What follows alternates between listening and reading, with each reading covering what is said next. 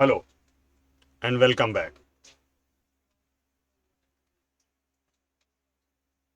O level module 2 श्रृंखला के अंतर्गत वेब डिजाइनिंग एंड पब्लिशिंग की क्लास में आप सबका स्वागत है। स्टूडेंट, आज हम स्टडी करेंगे introduction to web design. Under this topic we will try to study what is a website. First of all, we will try to understand what is a website, and after this we will take a look of component of a website. Website क्या है, website के component क्या क्या हैं, इनके बारे में हम थोड़ी सी स्टडी करेंगे। And then we will go through how the website works. एक वेबसाइट काम कैसे करती है, इसके बारे में हम समझेंगे। फिर हम इस डिस्कशन में कवर करेंगे what is a web page, what is front end, what is a back end, what is client and server scripting language, and finally we will discuss type of websites, static and dynamic website. So let's start today's discussion. लेकिन start करने से पहले, यदि आप channel पर नए हैं, आप पहली बार देख रहे हैं, तो कृपया चैनल को सब्सक्राइब करिए, लाइक करिए और अगर कंटेंट अच्छा लगे तो वीडियो को अपने दोस्तों के साथ शेयर भी करिए।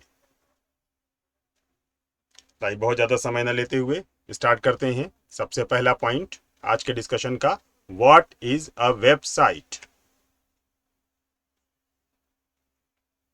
एक वेबसाइट क्या है? हम सब इस शब्द से बहुत फैमिलियर हैं, लगातार इस शब्द का हम प्रयोग करते रहते हैं। वेबसाइट आज के मोबाइल युग में, आज की टेक्नोलॉजी में वेबसाइट, शायद ही कोई ऐसा व्यक्ति हो जो वेबसाइट्स का प्रयोग ना करता हो।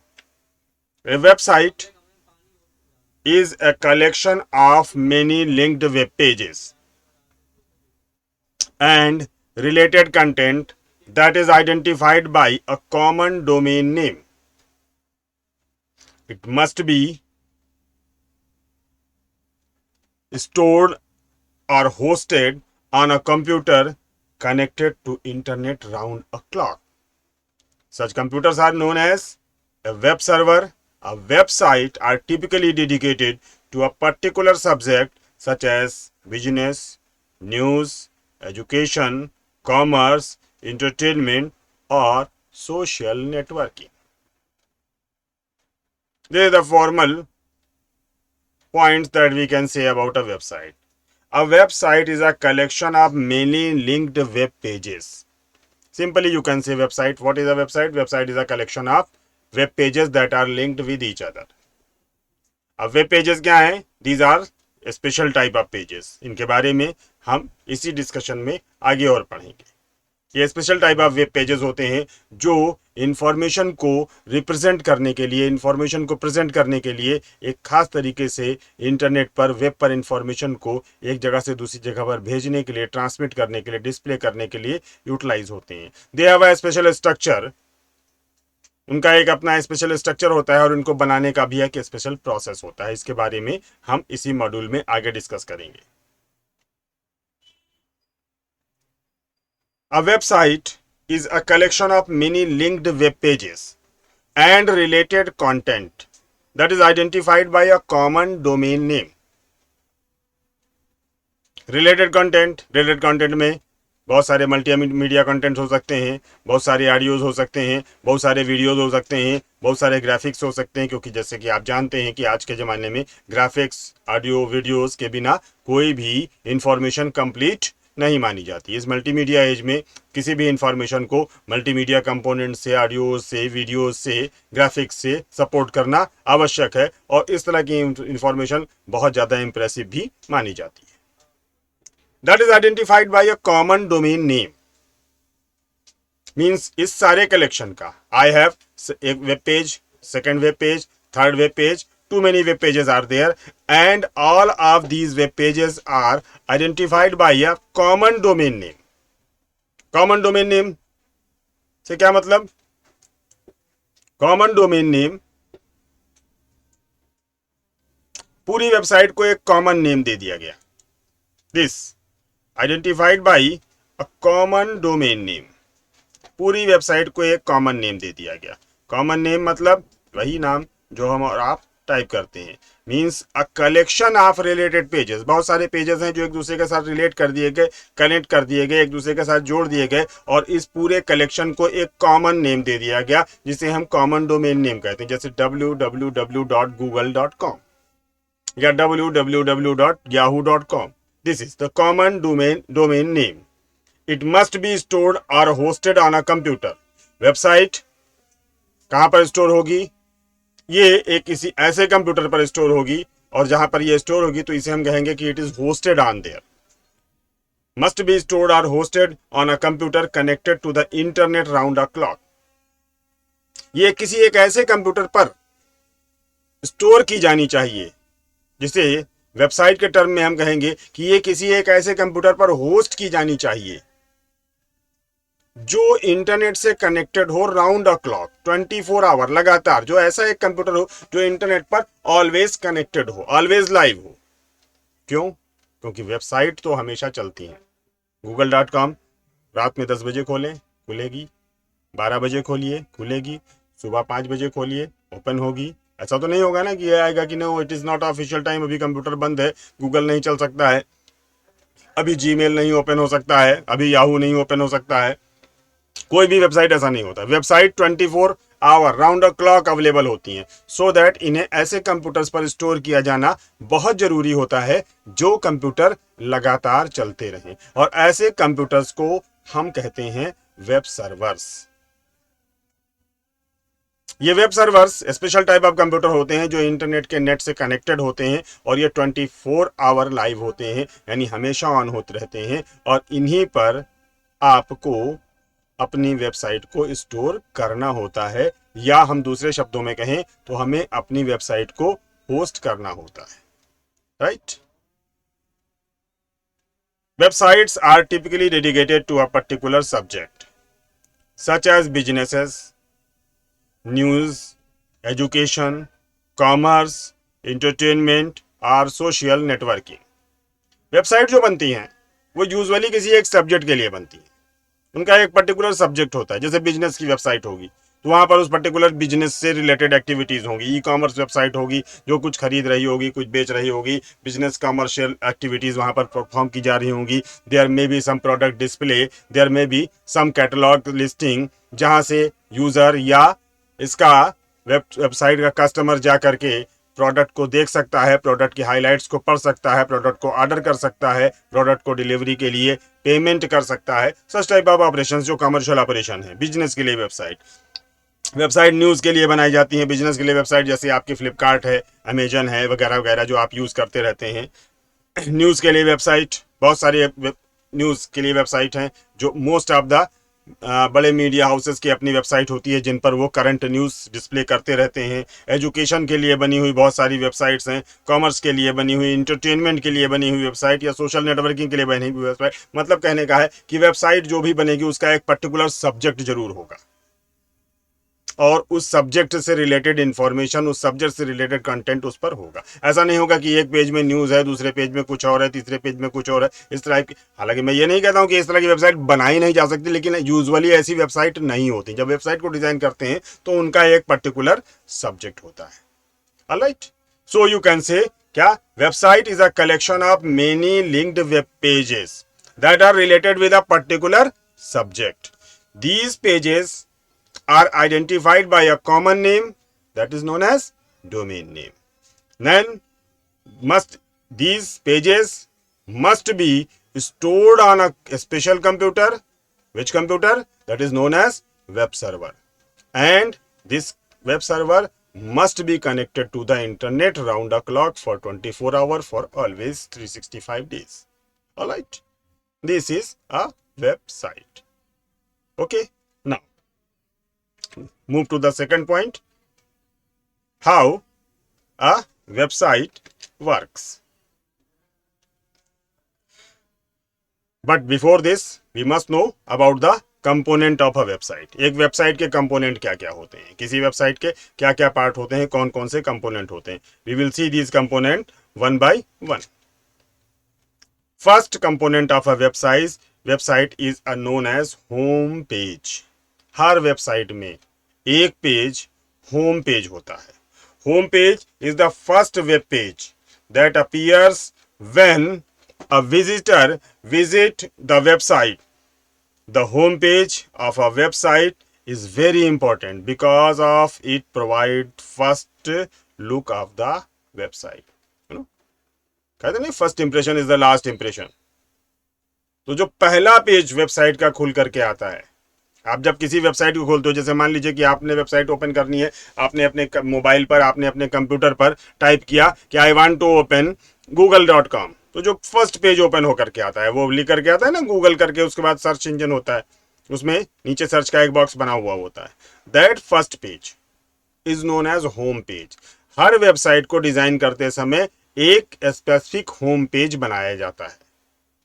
ये पेज पूरे वेबसाइट का कंटेंट, एक ओवरव्यू, एक लुक देता है। सो दैट ये बड़ा इंपॉर्टेंट होता है, इसे बड़े ध्यान से डिजाइन करना होता है, क्योंकि अगर ये खराब हो गया तो हो सकता है कि आपके विजिटर के लिए वेबसाइट का पूरा इंप्रेशन खराब हो जाए और वो वेबसाइट में इंटर ही ना करे। सो दैट वेबसाइट का जो फर्स्ट पेज है, जिसे होम पेज कहते हैं, it is very much important.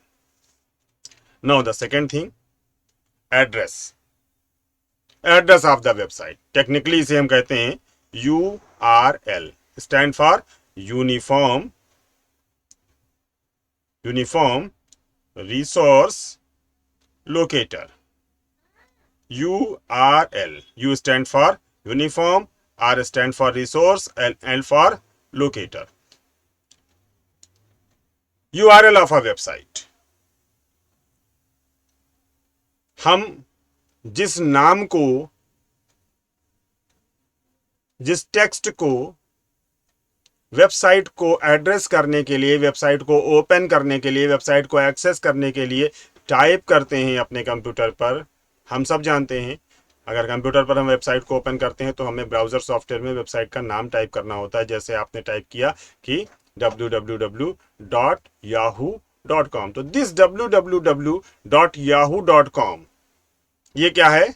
ये है URL, यूनिफॉर्म रिसोर्स लोकेटर, और ये यूजर को वेबसाइट को एक्सेस करने देता है, ब्राउजर को बताता है कि एक्चुअली यूजर को क्या चाहिए, और फिर according the name given, according the URL given, browser software internet में से उस वेबसाइट को ढूंढता है और उसके होम पेज को यूजर की आंखों के सामने डिस्प्ले कर देता है। Web host, the third component, it is the location where the website is physically present. Usually it is the space on some special computer connected to the internet which are called as web server. ये वो जगह है जहां website है। अब ये website आ रही है तो किसी न किसी जगह पर होगी, और ये जगह किसी कंप्यूटर की, डेफिनेटली किसी कंप्यूटर का स्टोरेज स्पेस होगा, किसी कंप्यूटर की मेमोरी में ये स्टोर होगी। और वो कौन सा कंप्यूटर होगा, जैसा कि मैंने बताया कि वेबसाइट को हम होस्ट किया जाना चाहिए, वेबसाइट को स्टोर किया जाना चाहिए स्पेशल कंप्यूटर पर, जिन्हें वेब सर्वर कहते हैं। ये स्पेशल कंप्यूटर होते हैं जो कि बहुत पावरफुल होते हैं, बहुत शक्तिशाली होते हैं, और ये इंटरनेट से 24 आवर कनेक्टेड होते हैं। Home page, address, web host, these are 3 major component of a website. Now how the website work, एक वेबसाइट काम कैसे करती है, वेबसाइट का काम कैसे होता है, समझने की कोशिश करते हैं one by one. If you want to open a website on our computer we must have, पहले अगर हम ओपन करना चाहते हैं तो हमें क्या चाहिए, हम वेबसाइट किसी कुछ करना चाहते हैं, वेबसाइट यूज करना चाहते हैं, हमें क्या चाहिए?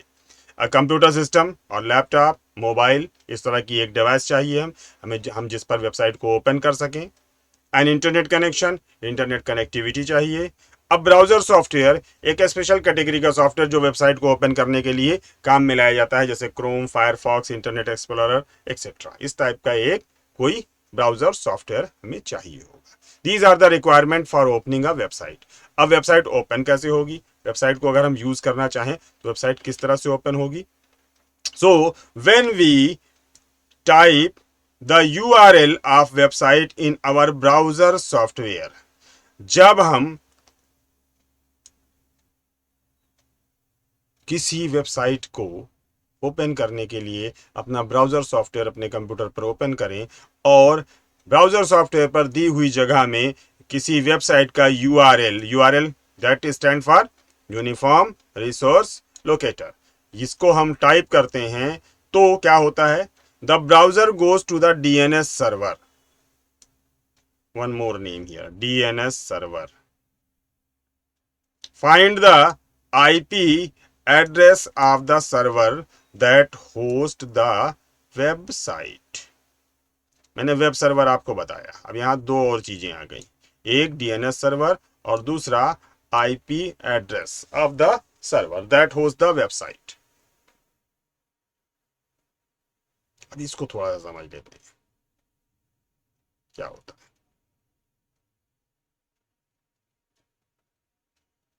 आईपी एड्रेस इंटरनेट का एक टेक्निकल स्ट्रक्चर है, इंटरनेट का एक सिस्टम है जिसमें हर कंप्यूटर जो इंटरनेट पर जुड़ा हुआ है उसे एक स्पेसिफिक आईपी एड्रेस दिया जाता है, उसको एक स्पेसिफिक एड्रेस दिया जाता है जो कि 4 अंकों का समूह, यानी अंकों के 4 अलग अलग समूहों को मिलाकर बनाया जाता है, जैसे 192.168.59.1, it may be IP address. इस प्रकार से हर कंप्यूटर का एक आईपी एड्रेस होता है जो इंटरनेट से जुड़ा हुआ है। अब इंटरनेट पर हमारी वेबसाइट किसी न किसी वेब सर्वर पर होगी और उस वेब सर्वर का एक आईपी एड्रेस होगा। यह आईपी एड्रेस हमेशा यूनिक होता है और इसी आईपी एड्रेस से किसी पर्टिकुलर कंप्यूटर को इंटरनेट के नेटवर्क में पहचाना जाता है। इस आईपी एड्रेस के माध्यम से हमारा ब्राउजर सॉफ्टवेयर उस पर्टिकुलर कंप्यूटर को जहां पर दी जा रही वेबसाइट लोकेटेड है, होस्टेड है, फाइंड आउट कर सकता है। लेकिन हमें तो ये आईपी एड्रेस पता नहीं होता, हम तो ऐसा कहते नहीं कि 100.105.36.134 को ओपन करिए, हमें पता नहीं है क्या है। हम तो कहते हैं गूगल को ओपन करिए, हम तो कहते हैं याहू को ओपन करिए, हम तो कहते हैं रेडिफ ओपन करिए, हम तो किसी साइट का नाम बताते हैं, हम एक डोमेन नेम देते हैं, हम एक यूआरएल टाइप करते हैं। हर डोमेन का एक स्पेसिफिक आईपी एड्रेस होता है और ये इंटरनेट पर लगे हुए कुछ स्पेशल टाइप के कंप्यूटर जिन्हें हम डीएनएस सर्वर कहते हैं, इनमें स्टोर होता है ये DNS server. DNS stand for domain name server, D for domain, N for name, S for server. All domain names और उससे रिलेटेड आईपी एड्रेस की लिस्ट इन सर्वर के पास मौजूद होती है। तो जब हमने अपने ब्राउजर सॉफ्टवेयर में, समझिएगा इस चीज को, हमने अपने ब्राउजर सॉफ्टवेयर में एक डोमेन नेम टाइप किया, से www.yahoo.com हमने टाइप किया। अब इस www.yahoo.com का एक आईपी एड्रेस भी होगा, एक स्पेसिफिक आईपी होगा। मान लेते हैं 101.105.59.29। ये आईपी, ये एक्चुअल नहीं है, मैं केवल एक एग्जांपल के लिए आपको बता रहा हूं। ये आईपी एड्रेस है इसका, किसका, www.yahoo.com का। अब क्या होगा, हमारा ब्राउजर डीएनएस सर्वर पे जाएगा, जो डीएनएस सर्वर वहां पर अटैच होगा, जो डीएनएस सर्वर आप जब इंटरनेट से जुड़े हुए हैं तो वहां पर कोई ना कोई इंटरनेट के नेटवर्क में कोई ना कोई डीएनएस सर्वर जरूर होगा, ये वहां पर जाएगा। उस डीएनएस सर्वर की लिस्ट में ढूंढा जाएगा कि what is the IP address of www.yahoo.com। अगर उसके लिस्ट में ये मिल गया तो ये ब्राउजर को रिटर्न किया जाएगा कि this is the IP address of www.yahoo.com। फिर से एक बार समझिए, हमने अपने ब्राउजर में एक डोमेन नेम, एक यूआरएल टाइप किया से www.yahoo.com। हमें इसे ढूंढने के लिए पहले इसे ट्रांसलेट करना है इसको रिलेटेड आईपी एड्रेस में। इसका एक आईपी एड्रेस होगा स्पेसिफिक का, जो हमें पता नहीं है। ये आईपी एड्रेस कहाँ होगा? इंटरनेट पर जुड़े हुए कुछ स्पेशल टाइप के सर्वर, जिन्हें हम डीएनएस कहते हैं, डोमेन नेम सर्वर कहते हैं, वहां पर होगा। तो सबसे पहले हमारा ब्राउजर अपने नियरेस्ट डोमेन सर्वर पर जाएगा, ढूंढेगा, और वहां पहुंचने के बाद ये ढूंढेगा कि www.yahoo.com का आईपी एड्रेस क्या है। मिल गया तो ठीक, वरना यह क्वेरी दूसरे डोमेन सर्वर को भेज दी जाएगी, दूसरे से तीसरे, तीसरे से चौथे, इस तरह से दुनिया के जितने भी डोमेन सर्वर वहां कनेक्टेड हैं, सब तक ये क्वेरी जाती रहेगी, तब तक जाती रहेगी जब तक इसका आंसर नहीं मिल जाएगा। कोई ना कोई डोमेन सर्वर होगा जो बताएगा हाँ हमें पता है कि www.yahoo.com का आईपी एड्रेस क्या है। वो एक उसका आईपी एड्रेस जो भी होगा उसे रिटर्न करेगा और ये आपके ब्राउजर को भेज दिया जाएगा। अब आपके ब्राउजर को पता है कि www.yahoo.com किस सर्वर पर है, उसका आईपी एड्रेस मिल गया। आईपी एड्रेस से हमारे ब्राउजर सॉफ्टवेयर को यह पता चल जाएगा कि ये कहां पर है, किस सर्वर पर है। अब हमारा ब्राउजर क्या करेगा? The browser sends request to the server and ask to send a copy of the website. उस सर्वर को जिसका आईपी एड्रेस मिल गया है, उसके पास हमारा ब्राउजर एक रिक्वेस्ट भेजेगा और कहेगा कि भाई I want to open, I want to display, I want to see this website. Please send a copy of this website. Alright? इतना काम होने के बाद अगर if the server approve the request, यानी जिस सर्वर पर वेबसाइट वो स्टोर है उस सर्वर पर, that means there is no restriction on the site for public viewing. कुछ साइट ऐसी होती हैं जो पब्लिक व्यूइंग के लिए नहीं होती, जिन पर कॉन्फिडेंशियल कंटेंट होता है, वहां पर रिस्ट्रिक्शन होगा। अगर ऐसी किसी साइट को ओपन करने की हम चेष्टा करेंगे तो सर्वर उस रिक्वेस्ट को डिनाई कर देगा और वो साइट डिस्प्ले नहीं होगी। But if the server approve the request, यानी वहां पर कोई रिस्ट्रिक्शन नहीं है, वो साइट पब्लिक के लिए है, कोई भी उसे ओपन कर सकता है, तो सर्वर एक ओके मैसेज हमारे क्लाइंट को भेजेगा, यानी हमारे ब्राउजर सॉफ्टवेयर को, हमारे कंप्यूटर को भेजेगा। और उसके बाद जो वेबसाइट उसके पास स्टोर है उसकी फाइल को छोटे छोटे पैकेट्स बना करके भेजना शुरू करेगा। अब इंटरनेट से आना है एक साथ पूरी वेब पेज, एक वेब पेज कितना ही बड़ा हो सकता है, वेबसाइट का साइज कुछ भी हो सकता है, तो ये हमेशा छोटे छोटे डेटा के पैकेट्स के फॉर्म में वहां से भेजा जाएगा और जो कि हमारा ब्राउजर रिसीव करना शुरू करेगा। और एक बार ये पैकेट रिसीव होना शुरू होंगे तो हमारा ब्राउजर इन पैकेट को वापस रीअसेंबल करेगा और रीअसेंबल करके फिर से पूरा वेब पेज बनाएगा और वेब पेज हमारे सामने डिस्प्ले कर दिया जाएगा। This is the way by which we can see a website. बड़ा काम होता है ना? आपको लगता है बस आपने तो जस्ट ऐसे टाइप किया और एंटर किया और कुछ समय के बाद आपको वेबसाइट दिखने लग गई, लेकिन उस वेबसाइट को दिखने के लिए इतना काम बैकग्राउंड में किया जाता है। ऑलराइट, नाउ अब हम आते हैं अपने दूसरे पॉइंट की ओर, दूसरे टॉपिक की ओर। What is a web page? मैंने शुरू में बताया कि website is a collection of web page. Website web page का एक कलेक्शन है। तो सब हम आते हैं what is a web page. Web page क्या है, इसकी तरफ आते हैं। See, a web page is a special type of page that contain hyper text. बिल्कुल वैसा ही पेज जैसा आपके डॉक्यूमेंट का पेज होता है, आपके डॉक्यूमेंट की फाइल होती है, डॉक्यूमेंट के पेज में क्या होता है? टेक्स्ट होता है। उसी तरह से वेब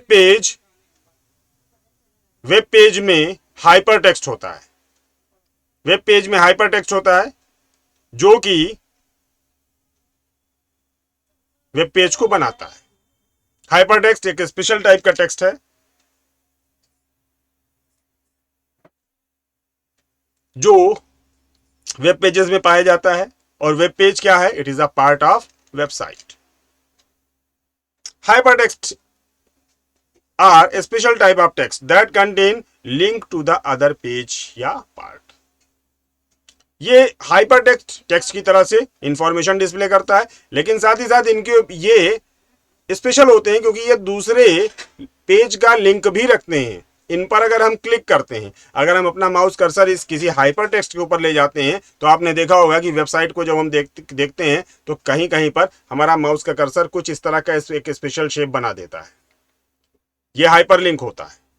अगर हम इस पर क्लिक कर देते हैं, यह हाइपर टेक्स्ट है, अगर हम इस टेक्स्ट पर क्लिक करते हैं तो हमारे सामने तुरंत कोई दूसरा पेज या वेबसाइट का कोई दूसरा सेक्शन खुल जाता है। हाइपर टेक्स्ट वेब पेज में पाए जाने वाले स्पेशल टेक्स्ट हैं जो वेबसाइट के नेविगेशन में काम आते हैं। इन टेक्स्ट के पीछे एक लिंक होता है, ये अपने बैकग्राउंड में एक लिंक को हाइड करके रखते हैं, जिसको क्लिक किए जाने से ये उस लिंक को एक्टिवेट करते हैं और वो पेज या वो पार्ट ऑफ द वेबसाइट हमारे सामने डिस्प्ले होता है। फिर वेब पेज में इसके बाद हाइपर टेक्स्ट होता है, इसके साथ में मल्टीमीडिया एलिमेंट्स होते हैं जैसे ग्राफिक्स, वीडियो, ऑडियो, इस टाइप की चीजें होती हैं वेब पेज को अट्रैक्टिव बनाने के लिए, वेब पेज को मोर इंफॉर्मेटिव बनाने के लिए और मोर रिस्पॉन्सिव बनाने के लिए। नाउ वेब पेज में ही वेब पेज को हम दो कैटेगरीज में डिवाइड कर सकते हैं, फ्रंट एंड और बैक एंड। फ्रंट एंड क्या है? The front end of a website is the part of the website that displayed on the browser screen of your computer। जब कोई वेबसाइट हम ओपन करते हैं तो वेबसाइट का जो पार्ट हमें दिखता है, हमारी वेब स्क्रीन पर दिखता है। एक्चुअली वेबसाइट बहुत बड़ी होती है, पूरी वेबसाइट हमारे कंप्यूटर पर नहीं आती है, उसका कुछ एक हिस्सा हमारे कंप्यूटर पर दिखता है। जितना हिस्सा वेब सर्वर से हमारे कंप्यूटर तक आता है, हमारी स्क्रीन पर डिस्प्ले होता है, that is known as front end. Front end of website, alright, front and.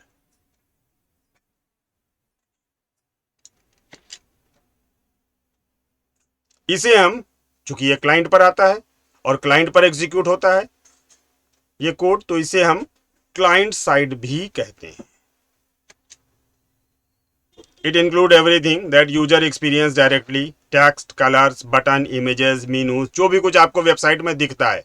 हम जब कोई वेबसाइट ओपन करते हैं तो जो भी कुछ हमें दिखाई देता है वेबसाइट में, वो सब का सब पार्ट होता है फ्रंट एंड का। It include everything that user experience directly, text, color, buttons, images, menus, graphics, audios, videos, जो भी कुछ हमें अपनी स्क्रीन पर दिखाई दे रहा होता है, वो सब का सब पार्ट होता है वेबसाइट के फ्रंट एंड का।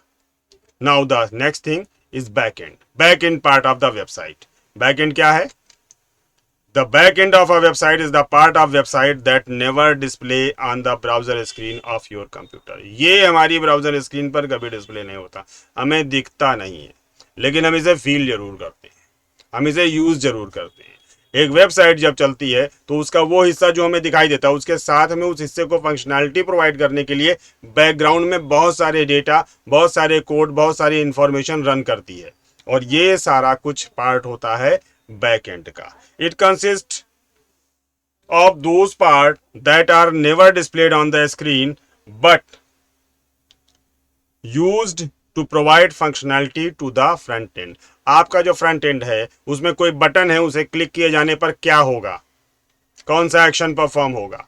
आपके फ्रंट एंड पर कोई बॉक्स बना हुआ है जिसमें आप अपना नेम, एड्रेस वगैरह टाइप कर सकते हैं, ये कहाँ जा करके स्टोर होगा, ये सब कुछ होता है बैक एंड के द्वारा। Back end is the part that provide functionality to the front end. It also referred as server side. इसे हम सर्वर साइड भी कहते हैं क्योंकि ये सारा कुछ इंफॉर्मेशन सर्वर पर होती है, यानी वेब सर्वर जिससे हम कनेक्टेड हैं, जहां पर वेबसाइट होस्टेड है, उस वेब सर्वर पर होती है और ये सारी इंफॉर्मेशन वहीं पर स्टोर की जाती है। It include database, system, logic, site structure etcetera. इसमें डेटाबेस होता है, सिस्टम लॉजिक होते हैं, साइट स्ट्रक्चर, कोड, ये सारी चीजें इसके अंदर होती हैं, बैक एंड और front end. Now client and server scripting language. Next part of our today's discussion, client and server scripting language. क्या है ये? The client side scripting language are the languages which are used to program front end functionality. अब ये front end है जो हमें दिख रहा है, इसे बनाने के लिए जिन लैंग्वेजेस का हम यूज करते हैं, इस फ्रंट एंड को डेवलप करने के लिए जिन प्रोग्रामिंग लैंग्वेज या जो scripting language, computer language use की जाती हैं, उन्हें हम कहते हैं क्लाइंट साइड स्क्रिप्टिंग लैंग्वेज। ये लैंग्वेज हमेशा क्लाइंट के साइड पर एग्जीक्यूट होती है। Client side programming language are HTML, hyper text markup language, CSS, JavaScript, ये सब कुछ नाम है क्लाइंट साइड स्क्रिप्टिंग लैंग्वेजेस के। सर्वर साइड स्क्रिप्टिंग लैंग्वेज, ये वो लैंग्वेज हैं which are use to program back end functionality. Server side back and को बनाने के लिए जिन लैंग्वेजेस को प्रयोग करेंगे हम, जिन लैंग्वेजेस को यूज करेंगे, वो सब सर्वर साइड स्क्रिप्टिंग लैंग्वेज कहलाएंगी। सर्वर साइड इसलिए क्योंकि इस पे जो भी कुछ कोड लिखा जाता है वो सर्वर पर एग्जीक्यूट होता है। क्लाइंट साइड स्क्रिप्टिंग लैंग्वेज में जो कोड हम लिखेंगे वो क्लाइंट पर एग्जीक्यूट, यानी हमारे कंप्यूटर का प्रोसेसर उसे एग्जीक्यूट करेगा। लेकिन सर्वर साइड स्क्रिप्टिंग लैंग्वेज में जो कोड लिखा जाता है वो कोड एग्जीक्यूट कहाँ होगा? सर्वर पर। लेकिन उसका असर कहाँ दिखेगा? हमारे कंप्यूटर पर। प्रोसेसिंग पावर प्रोसेसर यूज होगा सर्वर का, वेब सर्वर का, और उस कोड का असर या उसका इफेक्ट या उसकी फंक्शनैलिटी हमारे क्लाइंट साइड में दिखाई देगी। Server side scripting language, there are some server side scripting language. These languages have proper access to the file and resource of the server, क्योंकि इन्हें सर्वर पर एग्जीक्यूट होना होता है और सर्वर पर जो भी फाइल हैं, जो भी रिसोर्सेज यूज्ड हैं, जो भी रिसोर्सेज अवेलेबल हैं, उन सब की इन्हें एक्सेस होती है। और सर्वर साइड स्क्रिप्टिंग लैंग्वेज में कुछ कैपेबिलिटी होती है जिससे कि ये सर्वर साइड पर सारे रिसोर्स, सारी फाइलों को और सर्वर से कम्युनिकेट कर सकने में कैपेबल हों। कुछ लैंग्वेजेस हैं जैसे PHP, cold fusion, Python, ASP.NET, जावा, ये सब सर्वर साइड प्रोग्राम्स को बनाने के काम में आती हैं, सो दैट इन्हें हम सर्वर साइड स्क्रिप्टिंग लैंग्वेज का एग्जाम्पल कह सकते हैं। Now the final topic of today discussion, types of website. Website के टाइप क्या हैं? अब यहाँ टाइप ऑफ वेबसाइट बहुत सारे तरीके हैं, अलग अलग तरीके से अगर हम अलग क्लासिफाई करें तो we have a lot of website. लेकिन वेबसाइट के कंटेंट के आधार पर, वेबसाइट के बिहेवियर के आधार पर हम वेबसाइट को दो तरह की वेबसाइट में डिवाइड करते हैं। Websites are divided into two broad categories, static and dynamic. क्या हैं ये? Dynamic websites are interactive site and allow for interactivity between the site owner and site visitor और यूजर। ऐसी वेबसाइट जहां पर साइट ओनर यानी कि जो साइट जिसने बनाया है और साइट विजिटर यूजर, यानी you can send some messages to the site owners या साइट के डेवलपर्स को, या फिर जो साइट को एडमिनिस्ट्रेट कर रहे हैं, मैनेज कर रहे हैं, उनको आप मैसेज भेज सकते हैं, उनका रिस्पॉन्स आप तक आ सकता है, देख सकते हैं। ऐसी साइट जो एक कम्युनिकेशन चैनल की तरह से काम कर सकती हैं, जहां पर इस तरह की फंक्शनैलिटी अवेलेबल होती है, वो सब की सब डायनामिक वेबसाइट्स कहलाती हैं, इंटरैक्टिव होती हैं। स्टैटिक वेबसाइट इंफॉर्मेशन कैप्चर करती हैं लेकिन आपको डायरेक्ट अलाउ नहीं करती हैं किसी तरह का कम्युनिकेशन करने में। स्टैटिक साइट्स सर्व और capture information but do not allow engagement with the audience और यूजर्स डायरेक्टली। आप अदर यूजर्स या ऑडियंस से डायरेक्ट कांटेक्ट नहीं कर सकते।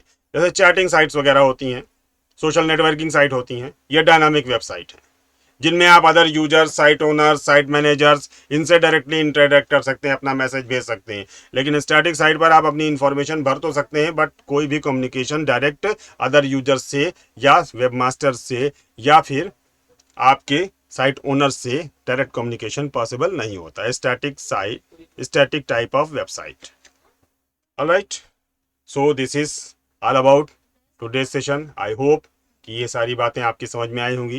It is a little bit technical, लेकिन अब क्या करें भाई, कंप्यूटर की स्टडी करनी है, टेक्निकल तो होगा ही, चीज़ें आएंगी ही।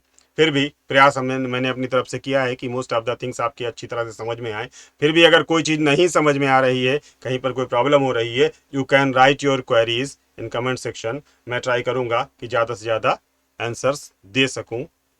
और हाँ, अगर इस तरह की वीडियो आपको अच्छी लगी हो, कंटेंट आपको अच्छा लगा हो, तो प्लीज़ लाइक, शेयर, सब्सक्राइब करें @संजू शुक्ला -19। Thank you.